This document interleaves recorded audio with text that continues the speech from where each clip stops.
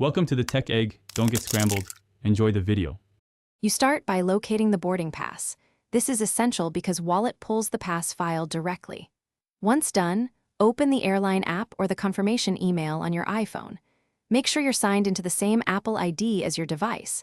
This ensures passes save correctly. Tap the boarding pass and look for an Add to Apple Wallet button or icon. If it's not visible, tap the three dots or share sheet to reveal more actions so you can proceed immediately. Next, you tap Add to Apple Wallet. This imports the pass and its scannable barcode.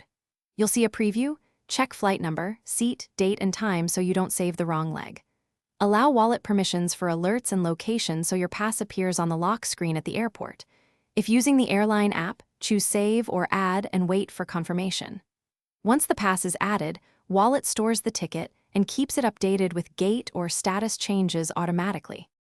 Finally, open Apple Wallet and confirm the boarding pass appears with the barcode and correct flight info. This final check prevents delays at security.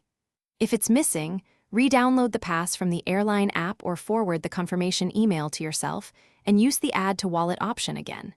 If problems persist, update iOS, restart your iPhone, or remove and re-add the pass.